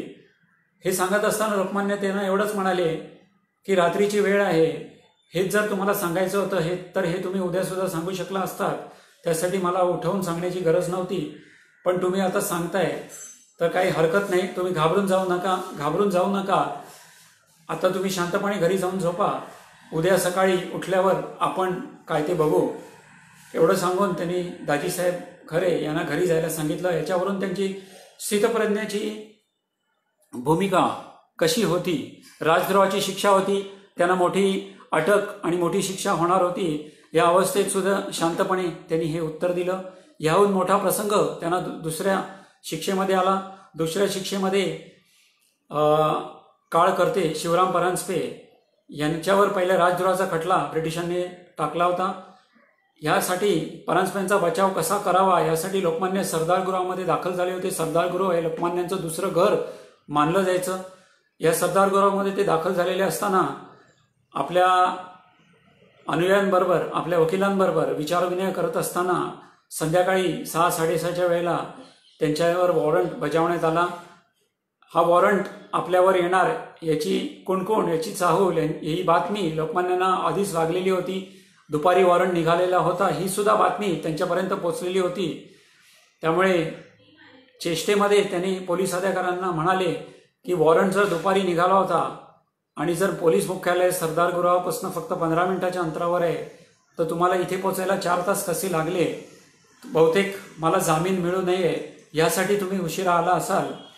काही हरकत नाही, मी तुमच्याबरोबर येतो. आणि हे सांगत असताना त्यांनी आपला अंगभूषा, त्यांनी आपले काठी पगडी ही परिधान केली आणि जाताना सरदारगृहाचे जे मालक आहेत सावदेकर यांना ते विनोदाने म्हणाले की माझी सुपारीची डबी तेवढी भरून द्या. असं म्हणून ते पोलीस मुख्यालयात रवाना झाले. त्यांना मोठी जबर शिक्षा होणारी ही कल्पना असून सुद्धा एक स्थितप्रज्ञ योगी या अवस्थेत त्यांनी तो प्रसंग निभावून नेला. आणि शेवटचा तिसरा प्रसंग म्हणजे 1916 साली 23 जुलै 1916 साली लोकमान्यांचा 61वा वाढदिवस होता. मोठ्या प्रमाणात तो साजरी करणार होता आणि ब्रिटिश सरकारला हे माहिती असून सुद्धा मुद्दामून त्यांनी त्या दिवशी त्यांच्यावर नोटीस जारी केली. ही नोटीस जारी करण्यासाठी जेव्हा पोलीस अधिकारी केसरीवाड्यात आले तेव्हा त्यांना दिसलं की एक मोठा समारंभ तिथे होत होता. तरी सुद्धा त्यांनी ती नोटीस तिथे जारी केली आणि नोटीस मिळताच सर्वांचे चेहरे पडले. एक चांगल्या प्रसंगामध्ये हा अपशकुन झाल्यासारखा सगळ्यांना वाटलं. पण मगाशी म्हटल्याप्रमाणे लोकमान्यांनी स्थितप्रज्ञेच्या भूमिकेमध्ये तुम्ही जसा मला आजच्या दिवशी आहेर करणार आहात त्याप्रमाणे हा एक सरकारी आहेर आहे असं तुम्ही समजा. नाहीतरी मला विश्रांतीची आवश्यकता असल्यामुळे जेलमध्ये, तुरुंगामध्ये मला भरपूर विश्रांती मिळेल आणि मला जे पुस्तक लिहिण्याचं माझं कार्य बाहेरच्या चळवळीमध्ये राहून गेलंय ते या विश्रांतीच्या काळात मला पुरं करता येईल असं ते बोलले. या 3 प्रसंगामध्ये, या 3 खटल्यामध्ये, या 3 शिक्षेमध्ये स्थितप्रज्ञ अवस्थेत त्यांनी कशी आपली भूमिका किंवा त्या परिस्थितीवर कशी मात केली हे आपल्याला दिसून येतं. म्हणजे थोडक्यामध्येच प्रतिकूल परिस्थितीमध्ये अनुकूल राहण्याची एक वृत्ती त्यांनी आपल्याला यामध्ये दर्शवली. याचबरोबर लोकमान्यांनी जे 3 ग्रंथ लिहिले, पहिला ओरायन, नंतर आर्टिक आणि तिसरा गीता रहस्य, हे लिहित असताना सुद्धा त्यांची मानसिक अवस्था किंवा त्यांच्यावर असलेली परिस्थिती ही कशी वाईट होती हे सुद्धा बघणं गरजेचं आहे. ओरायन त्यांनी 1993 साली लिहिला. हा ग्रंथ लिहिताना त्यांनी हा विदेशात पाठवला. त्याची प्रशंसा झाली. त्यांना त्यांच्या या थिअरीसाठी त्यांना पारितोषिक सुद्धा मिळण्यात आलं. 10 वर्षानंतर 1903 साली त्यांनी आर्टिक हा ग्रंथ लिहिला. हे पहिले दोन्ही ग्रंथ त्यांनी इंग्रजीत लिहिले. 1903ला आर्टिक लिहित असताना त्यांच्या मनामध्ये विचार ऑलरेडी 10 वर्षापूर्वी किंवा काही वर्षापूर्वी म्हणजे 1897 साली शिक्षा भोगत असताना त्यांच्या मनामध्ये हे विचार येत होते. आणि हे विचार येत असताना कुठल्या परिस्थितीत हे विचार येत होते हे जाणणं महत्त्वाचं आहे. पहिल्या राजद्रोहाच्या खटल्यामध्ये ते प्रथम भायखळा जेलमध्ये होते. नंतर त्यांना प्लेगची लागण होईल ह्या भीतीपोटी त्यांना पुण्याच्या येरवडा जेलमध्ये ठेवण्यात आलं. ह्या जेलची परिस्थिती कशी होती? त्यांना एक लोखंडी त्यांना एक दगडी ओटा देण्यात आला होता. त्यावर एक घोंगड होती, तांब्या भांडं होतं, कुठल्याही व्हेंटिलेशनची सोय नव्हती. फक्त एक खोलीला एक वरच्या बाजूला छोटीशी खिडकी होती. असंख्य ढेकूण त्या खोलीमध्ये होते जे रात्री झोपल्यावर भिंतीवरनं खाली पडायचे आणि झोपसुद्धा अपुरी लागायची. काही तासाची झोपच त्यांना मिळायची. अशा या त्रासदायक परिस्थितीमध्ये सुद्धा लोकमान्यांनी आर्टिकचा विचार केला होता. आणि आर्टिकचे सिद्धांत जेव्हा त्यांना सापडले किंवा त्यांच्या मनाला जे आर्टिकचे सिद्धांत जेव्हा त्यांना पटले त्या रात्री मला आनंदाने झोप लागली नाही असं त्यांनी बाहेर आल्यावर आपल्या घरच्यांना आपल्या जवळच्यांना सांगितलं. म्हणजे ह्या प्रतिकूल परिस्थितीमध्ये सुद्धा एक व्यक्ती किती वेगळा विचार किती वेगळं तत्वज्ञानाचा विचार करू शकतो याच्यावरून त्यांच्या असामान्य बुद्धीची असामान्य कीर्तीची आपल्याला जाणीव होऊ शकते. आत्ताच कोणीतरी गीता रहस्यामध्ये होणाऱ्या त्रासाबद्दल सुद्धा म्हटलंय, त्याविषयी सुद्धा आपल्याला सांगता येईल. 1908 ते 1914 असा 6 वर्षाचा कठीण काळ लोकमान्यांना तिथे घालावा लागला भंडालेच्या कारागृहात. त्यांचं वय त्यांना साथ देणारं नव्हतं. त्या काळामध्ये उतारवयाकडे लागले होते. असंख्य व्याधींनी ग्रासलेले होते. मधुमेहाचा भरपूर त्रास त्यांना होता. शिवाय मंडालेचं वातावरण उष्म आणि दमट होतं. उन्हाळ्यामध्ये तिथे वातावरणाची अशी वर्णन लोकमान्यांनी केलं होतं की उघड्या अंगावर जर तुम्ही एक ओला पंचा ठेवलात तर काही तासातच किंबहुना 1 तासामध्ये तो कोरडा पडत असे इतकं उष्म वातावरण होतं. थंडीच्या काळामध्ये बोचरी थंडी तिथे होती. असं एक्स्ट्रीम वातावरण मंडालेला होतं. त्यामुळे कित्येक वेळेला लोकमान्यांचा मगाशी जो उल्लेख केलेला वासुदेव कुलकर्णी हा आजारी पडत असे.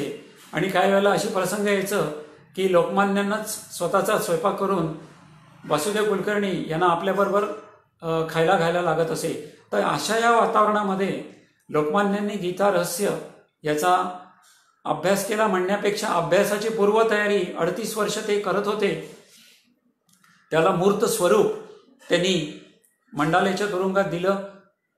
मंडाले अर्थात लोकमान्य मगाशी सांगितल्याप्रमाणे ओरायन आणि आर्टिक हे जसे इंग्रजीमध्ये लिहिलेले ग्रंथ होते त्याप्रमाणेच ते स्वहस्त लिखित नव्हते. लोकमान्याने लेखकाची मदत घेऊन लिहिले, कारण लोकमान्यांना लिखाणाचा तसा कंटाळा होता.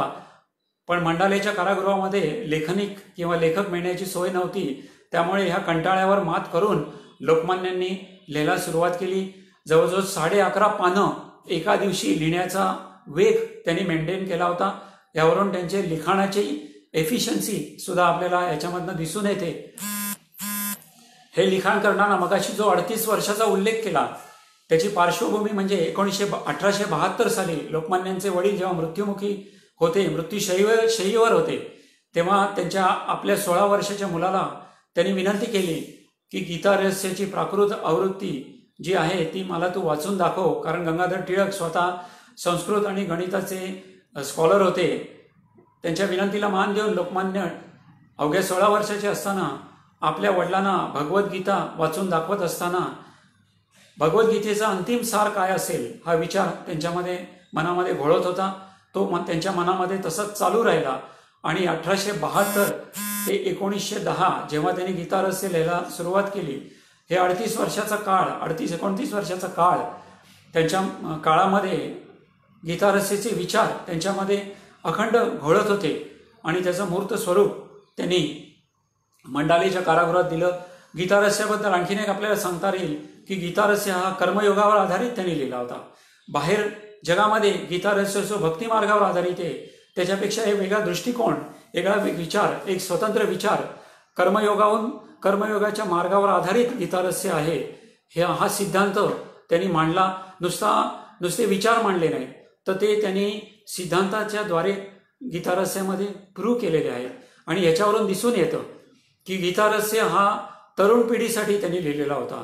श्रीकृष्णाने कुरुक्षेत्रावर जसं अर्जुनाला लढाईसाठी प्रवृत्त केलं, त्याचप्रमाणे लोकमान्य टिळकांनी बाहेर जे तरुण आहेत, आपल्या देशातले जे तरुण आहेत, त्यांना कर्मयोगाच्या वाटचाल करून स्वातंत्र्य लढ्यामध्ये त्याचा उपयोग कसा करता येईल, स्वातंत्र्य लढ्यामध्ये त्याचा सहभाग कसा करता येईल, ह्यासाठी त्यांनी गीतारस्य लिहिला होता. त्याचं आणखीन एक कारण म्हणजे ते हे जाणून होते, ते द्रष्टे होते, त्यामुळे त्यांनी हे जाणून होते की मी मंडालेच्या तुरुंगात गेल्यावर बाहेरचं वातावरण थंड पडणार आहे आणि त्या थंड पडलेल्या वातावरणाला पुन्हा ऊब देण्यासाठी आपल्याला तरुणांची मदत घ्यायला लागेल, आपल्याला तरुणांना कर्मयोगाचा सिद्धांत सांगायला लागेल. हे सर्व दृष्टिकोन, हे सर्व विचार, हे सर्व सिद्धांत डोळ्यासमोर ठेवून त्यांनी गीतारस्याचं लेखन केलेलं आहे. आणि तो ग्रंथ म्हणजे लोकमान्यांच्या जीवनाचा कळस अध्याय असं म्हटलं जातं. वेळेचं भान ठेवून काही निवडक उदाहरणं लोकमान्यांची आपल्यासमोर ठेवण्याची परवानगी मागतोय. नागपूरच्या राजाराम तुळशी थिएटरमध्ये लोकमान्यांचं व्याख्यान होतं. हे व्याख्यान अर्थातच तत्वज्ञानावर होतं, गीतारस्यावर होतं. आत्ता जो आपण उल्लेख केला त्याप्रमाणे व्याख्यान झालं. व्याख्यान झाल्यानंतर गोपाळराव बुटी यांच्या जे नागपूरचे मान्यवर होते, त्यांच्या घरी गायनाचा कार्यक्रम ठेवणार झाला. बापूबुवा जोशी हे गवई त्यावेळेला गायन करणार होते. आपण बरेच वेळा पुस्तकामध्ये वाचलं असेल की लोकमान्यांना संगीत आणि सुगंध या गोष्टी विशेष आवडत नसे, पण तरीसुद्धा मान्यवरांच्या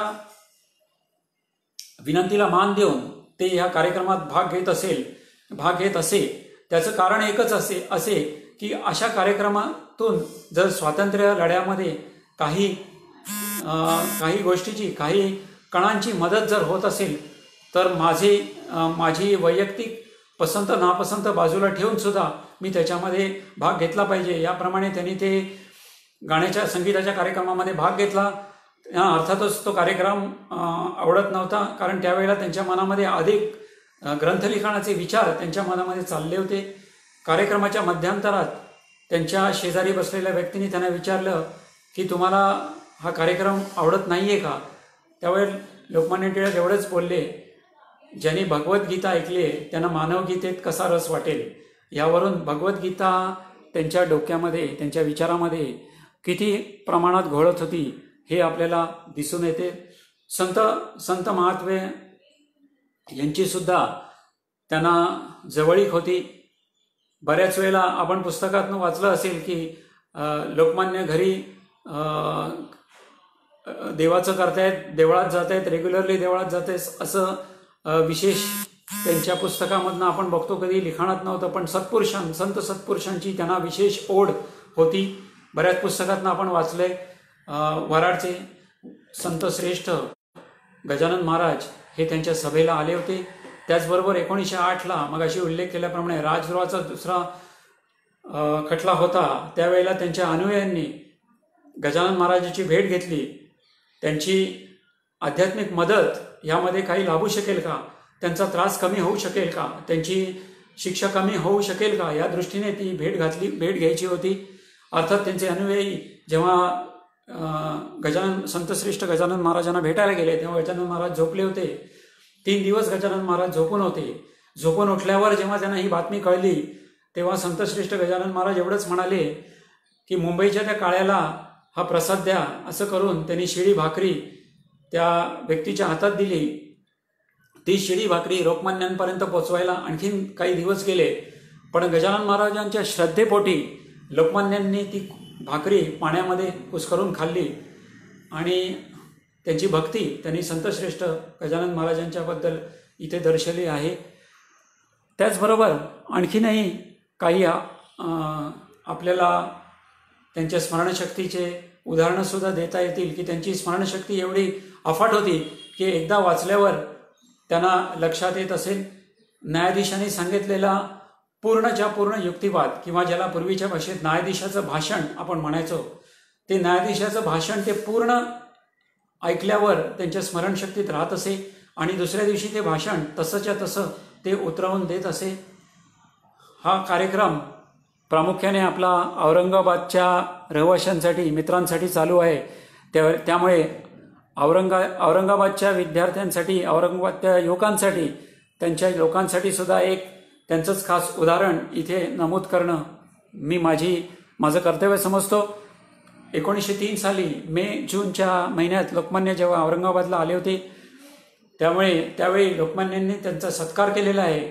आणि या सत्कार चालू असतानाच्या भाषणात लोकमान्य त्यांना म्हणाले की मिळणाऱ्या शिक्षणाचा फायदा घ्या, धर्माकडे लक्ष द्या, देवावर विश्वास ठेवा आणि शिक्षणात होणारे बदल तुम्ही आत्मसात करा, विश्वास ठेवा. आज हा मुद्दा जास्त महत्त्वाचा आहे कारण परवाच तुम्ही ऐकलं केंद्रीय शिक्षण मंत्र्यांनी शिक्षण प्रक्रियेमध्ये बरेच बदल केलेले आहेत. त्यामुळे शिक्षणात जे वळण होत आहे ते बदल तुम्ही आत्मसात करा. आणि सर्वात महत्त्वाचं वाक्य जे शेवटी ते ह्या भाषणामध्ये बोलले, जे आपल्यासाठी सर्वांसाठी लागू होतं, ते म्हणजे निव्वळ सुखाने जगणे हेच आयुष्य सर्वस्व नाही. आज आपण सुखाच्या उपभोगाकडे आपली वाटचाल असते, तर निव्वळ ती वाटचाल न करता देशासाठी थोडासा काही प्रमाणात, काही पर्सेंटेजमध्ये त्याग करणं हे आपलं सुद्धा कर्तव्य आहे, असं लोकमान्य म्हणाले. लोकमान्यांच्या बाबतीत अनेक प्रसंग किंवा अनेक प्रथम गोष्टी इथे नोंद कराव्याशा वाटतात. कोकण रेल्वे आपण ज्याचा उल्लेख करतो, ही कोकण रेल्वेची संकल्पना सर्वात प्रथम लोकमान्यांच्या मनात आली आणि मग पुढे ती मूर्त स्वरूपात आली. पण मूळ कल्पना लोकमान्यांची होती. अर्थातच हे आपल्या देशबांधवांच्या फायद्यासाठी जसं होतं त्याचप्रमाणे आपल्या तरुणांना रोजगार मिळावा, आपल्या मातृभूमीचं अर्थचक्र चालू राहावं, हा सुद्धा त्याच्या मागे उद्देश होता. त्याचप्रमाणे आणखीन एक, जेव्हा त्यांना आपण कृषी तज्ज्ञ म्हणतो, त्यामुळे महाराष्ट्राची जमीन ही साखर उद्योगासाठी योग्य आहे हे पहिल्यांदा लोकमान्यांनी सांगितलं. हे पुन्हा एकदा आपल्या कृषी बांधवांसाठी, आपल्या शेतकरी बांधवांसाठी एक महत्त्वाची सूचना, एक महत्त्वाचा संकेत त्यांनी दिलेला होता. त्याचबरोबर काडेपेटी उद्योग, काच कारखाने हे चालू करण्यासाठी सुद्धा त्यांनी बरेच प्रयत्न केले. लहान उद्योग, मोठे उद्योग चालू करावे यासाठी त्यांनी पुढाकार घेतला. यावरून एक अर्थतज्ञ लोकमान्य हे सुद्धा दिसून येतं की आपलं अर्थचक्र कसं चालू राहावं, आपल्या तरुणांना कसा रोजगार मिळावा, हे यातनं दिसून येतं. कायदेतज्ञ जेव्हा आपण म्हणतो तेव्हा त्यांनी, आपल्याला माहितीच आहे, लॉ क्लासेस त्यांनी चालू केले होते. तरुणांना लॉचं ज्ञान मिळावं हा उद्देश त्याच्या मागे होता. पण याच्या बॅकग्राऊंडमध्ये आणखीन एक उद्देश त्यांचा होता, ते दूरदृष्टी करणारे होते. आपल्याला जो दर्श स्वरूपामध्ये त्यांचा उद्देश दिसतो, त्याच्या मागे सुद्धा काही संदेश त्यांचा दडलेला होता, हे सुद्धा दिसून येतो. जेव्हा ते म्हणतात की मला लॉ क्लासेसमधनं तरुण वकील तयार करायचे, त्याचा उद्देश हा होता की पुढे मागे जेव्हा क्रांतिकारक या स्वातंत्र्य लढ्यामध्ये लढतील तेव्हा त्यांना कायद्याचं ज्ञान असणारे वकील समर्थपणे त्यांचा पाठिंबा करू शकतील, अशी एक तरुणांची, कायदे पंडितांची फळी मला निर्माण करायची. हा एक उद्देश आपला त्यांच्या मागे दिसून येतो. असे बरेच आपल्याला त्यांचे उद्देश दिसून येतात. त्याचबरोबर बऱ्याच भाषणामध्ये आयर्लंडच्या स्वातंत्र्य लढ्याचं उदाहरण ते देत असतात.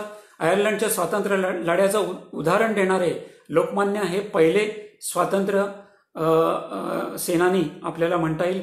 त्याचबरोबर रशियामध्ये चालू असलेले झारशाही किंवा घराणेशाही मोडून काढण्यासाठी लेनिन हे तिथले जे होते त्यांना पाठिंबा देणारे लोकमान्य टिळक पुन्हा एकदा पहिले स्वातंत्र्य सेनानी होते. लोकमान्यांनी जो स्वराज्य संघ किंवा ज्याला होम रूल म्हणतात ह्याची जी स्थापना केली, देशाचे आर्थिक धोरण ठरवणारं पहिलं बिल हे लोकमान्यांनी आपल्या होम रूलमध्ये मांडलं होतं. देशाचं आर्थिक धोरण कसं असावं, देशाचं परराष्ट्र धोरण कसं असावं हे सुद्धा लोकमान्यांनी पहिल्यांदा आपल्याला मांडलेलं आहे. पुढे परराष्ट्र धोरणात वाढ होत गेली, आर्थिक धोरण पुढे मांडलं गेलं. पण ह्याची सर्वात पहिली संकल्पना, ह्याची सर्वात पहिली दृष्टिकोन हे लोकमान्यांनी तिथे मांडलेला होता. त्याचबरोबर लोकमान्यांनी लष्कराची आवड होती. तरुणांनी लष्करामध्ये सामील व्हावं, लष्कर प्रशिक्षणाचं ट्रेनिंग घ्यावं. त्यामुळे एक शिस्त आपल्या तरुणांमध्ये मिळणार हे त्यांचा एक अभिप्राय होता. त्याप्रमाणे त्यांनी बऱ्याच भाषणामधून लष्करी प्रशिक्षणाचं संमती म्हणा किंवा सहभाग त्यातनं त्यांनी दर्शवला होता. आणि त्यांचं एक महत्त्वाचं वाक्य हे बरेच वेळा ते म्हणायचे, माझे पांढरे झालेले केस आणि माझे वय हे जर लष्करामध्ये येण्याच्या आड येत नसेल तर याही वयामध्ये मी लष्करामध्ये सामील होण्यासाठी तयार आहे, असं ते बरेच वेळेला म्हणत असे. ऐहिक सुख किंवा आपलं आर्थिक धोरण, आर्थिक चक्र चालू राहावं, म्हणजे काटकसरीतनं राहणं, पैशाची आबाळ करणं हे न करता आपली आर्थिक तरुणांची, आपल्या देशवांची आर्थिक सुबत्ता व्हावी आणि त्या सुबत्तेतला काही भाग आपण देशासाठी खर्ची करावा, ह्यासाठी त्यांनी पैसा फंड ही सुद्धा एक संकल्पना त्यावेळी त्यांनी मांडली. ज्योतिष, काही व्यक्तींचं इथे म्हणणं आहे, लोकमान्य टिळकांच्या ज्योतिषाविषयी सांगा. ज्योतिष संमेलनामध्ये त्यांनी भाग घेतला होता. त्यांचे छोटासा उल्लेख इथे करतो. त्यांचे गुरु प्राध्यापक केरुनाना छत्रे हे ज्योतिष अभ्यासक होते, ते खगोलतज्ञ सुद्धा होते आणि त्यांना ज्योतिष संशोधन गणिताद्वारे शुद्ध करायचं हे केरुनाना छत्रे यांचं स्वप्न होतं. पण त्यांच्या आजारपणामुळे त्यांना हे पूर्ण करता आलं नाही. लोकमान्यांनी पुढे शुद्ध गणितामधनं ज्योतिषामध्ये सुधारणा केली. त्यासाठी त्यांनी एक शिवधनुष्य उचलला होता. कारण त्यांनी पुण्याच्या ज्योतिष संमेलनामध्ये देशामधले सर्व ज्योतिषी एकत्र करून किंवा जे पंचांगाचे तज्ज्ञ होते त्यांना एकत्र करून आपल्या सिद्धांताद्वारे त्यांनी आपलं मत पटवून दिलं. त्यांनी त्यांचा होकार घेतला आणि बऱ्याच अर्थी त्यांनी ज्योतिषामध्ये सुधारणा केली. एवढ्यावरच ते थांबले नाहीत. तो ज्योतिष संमेलन संपल्यानंतर केरुनाना छत्रे यांच्या मुलाला त्यांनी पत्र लिहून आपल्या गुरुचे जे स्वप्न होतं ते बऱ्याचशा अंशी पूर्ण करून त्यांच्या ऋणातून मी मुक्त झालो हे त्यांनी दर्शवलेलं आहे. तर अशा प्रकारे त्यांनी आपल्या गुरूंच्या ऋणातून मुक्त झालो हे सुद्धा दर्शवलेलं आहे. कार्यक्रमाची वेळ बहुधा संपत आहे. आपल्याला जास्त वेळ इथे उपलब्ध नाही आहे. त्यामुळे एवढंच मला सांगावंसं वाटतं, शेवट करताना एवढं सांगावंसं वाटतं की त्यांची परोपकार वृत्ती, त्यांनी स्वातंत्र्य लढ्यात दाखवलेलं साहस, त्यांनी दाखवलेली लोकसेवा, त्यांनी दाखवलेली स्थितप्रज्ञा, जी आपण मगाशी उदाहरणं बघितली, असे अनेक गुण, असे अनेक ज्ञानाचे मार्ग जे त्यांनी अवलंबले ते आजच्या या करोनाच्या काळात आपल्याला उपयोगी पडू शकतात. त्यांचे हे गुण काही अंशी आपल्यामध्ये सुद्धा उपलब्ध आहेत. 1%, 2%, 3%, 5% काही प्रमाणात ते गुण आपल्यामध्ये आहेत. त्या गुणांचा विकास आणि त्या गुणांना मिळणारी संधी हे एक करोनाच्या दृष्टीने एक चांगलं सुवर्ण संधी आपल्यासमोर आलेली आहे. ते संधीचा आपण फायदा घेतला पाहिजे. आणि जाता जाता लोकमान्यांचं एक वाक्य इथे सांगावंसं वाटतं की बऱ्याच वेळा त्यांच्या लोकप्रियतेकडे बघून त्यांचे अनुयायी, त्यांचे जवळचे लोक त्यांची पाठ थोपटत असत. त्यावेळी लोकमान्य एक वाक्य म्हणत असे, ते इथे नमूद करणं गरजेचं आहे. कार्याच्या भक्तीपेक्षा लोक कार्य करणाऱ्या मूर्तीची भक्ती जास्त करतात, हे त्यांच्या भक्तीचे वैगुण्य आहे. आज आपण भक्ती करताना व्यक्तीमध्ये इतके इन्व्हॉल्ड होतो की त्या व्यक्तीने केल्या कार्याकडे काही प्रमाणात आपलं दुर्लक्ष होतं. हे लोकमान्यांनी इथे नमूद केलेलं आहे की तुम्ही माझ्या व्यक्तिमत्वाकडे, माझ्या बाह्य गोष्टीकडे दुर्लक्ष न करता मी जे कार्य केलेलं आहे त्या कार्याकडनं तुम्ही प्रेरणा घ्या. त्या कारणामध्ये आपल्याला वाढ कशी करता येईल याची मनाशी एक खोंडगाठ बांधा. त्या दृष्टीने आपल्याला पुढे काय करता येईल ही खोंडगाठ बांधा.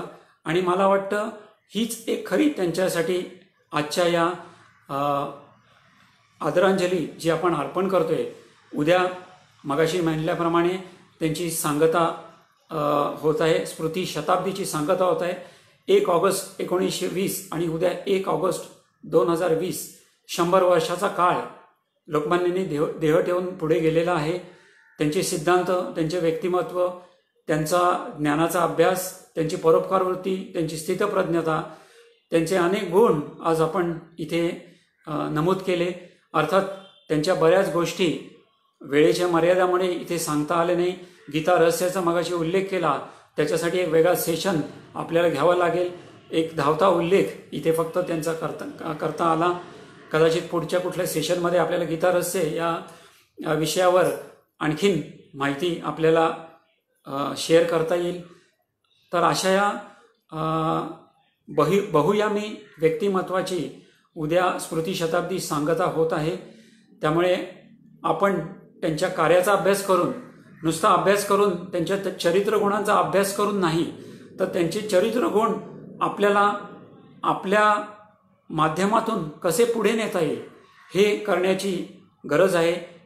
हेच जर आपण पुढे 100व्या, उद्या 101 वर्ष चालू होत आहे, तर ह्या पुढील येणाऱ्या वर्षात जर आपण हे करू शकलो तर खऱ्या अर्थाने ही आदरांजली होईल. ज्ञानेश्वर माऊलींचं वाक्याने आजच्या कार्यक्रमाची सांगता करतो.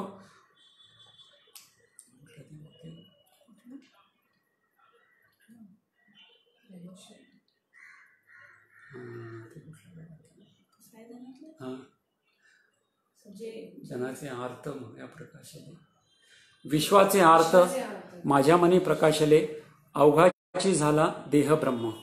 लोकमान्य 1 ऑगस्ट 1920 ब्रह्मस्वरूप झाले. त्यांनी देह ठेवला आणि विश्वाचं आर्त त्यांच्यामध्ये प्रकट झालं. एवढं बोलून मी आपली सर्वांची रजा घेतो. आपण सर्वांनी संयमाने हा कार्यक्रम ऐकलात. या कार्यक्रमाने आपणा सर्वांनी उत्स्फूर्त प्रतिसाद दिलात. औरंगाबादकरांचे मी खूप खूप आभार मानतो. आणि पुन्हा एकदा लोकमान्य टिळकांच्या एका वेगळ्या विषयावर ते मला बोलण्याची संधी देतील या विश्वासाने मी हा कार्यक्रम इथे समाप्त करतो. नमस्कार.